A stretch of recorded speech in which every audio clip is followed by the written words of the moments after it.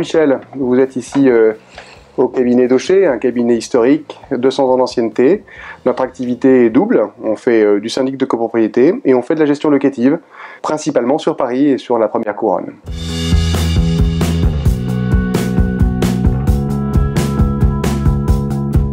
Aujourd'hui, on a pris le parti en fait de devancer les demandes. Et on inscrit à l'ordre du jour des AG, là je vous parle de copropriété, quasiment maintenant systématiquement, cette question de l'accession à une borne de recharge électrique.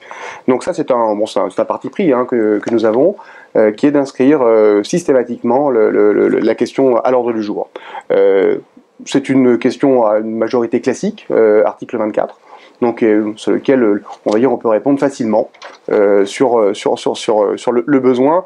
Très généralement, bien évidemment, le besoin émane d'une personne, peut-être de deux, peut-être de trois, mais quand on se projette un petit peu, on sait très bien que les besoins vont être de plus en plus évidents et que la demande va être très fortement croissante. Concrètement, aujourd'hui, comment on y répond? On a deux possibilités qu'on a détaillées avec nos prestataires, avec nos partenaires. La première qui est aujourd'hui la plus communément répandue, qui est de tirer une ligne directement du compteur de l'immeuble. Donc là, on va dire, on attaque le compteur Enedis qui arrive dans l'immeuble et on tire une ligne à destination des parkings. C'est on va dire, le gros des demandes aujourd'hui. On sait que ce sont des demandes qui vont forcément évoluer par le volume. Aujourd'hui, il est communément admis que le besoin d'électricité dans un immeuble est surévalué de 10% par rapport aux besoins de l'immeuble. En gros, qu'est-ce qu'on fait quand on calcule un besoin de charge? On prend tous les équipements électriques des parties communes, ascenseurs, chauffage, etc.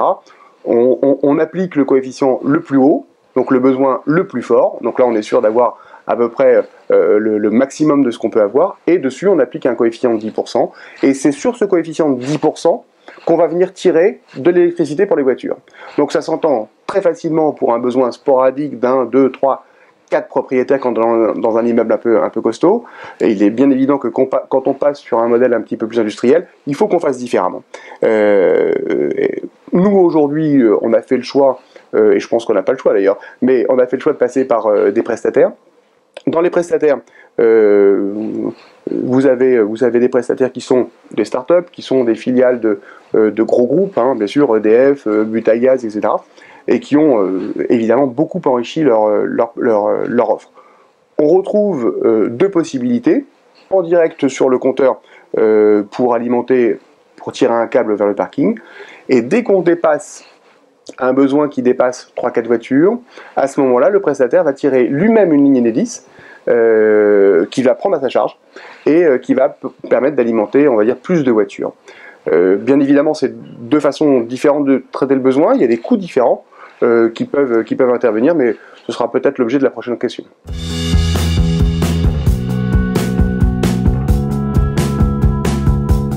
Oui, il y a une différence qui est liée au besoin. Dans le cadre d'une habitation, on va dire que le besoin, c'est un besoin nocturne. On rentre du bureau, on se connecte, on a la nuit pour recharger la voiture, on est dans un cadre qui est un petit peu différent, on a du temps pour recharger la voiture. Dans un cadre tertiaire, on est dans un cadre différent car le temps de stationnement de la voiture dans le parking est beaucoup plus court.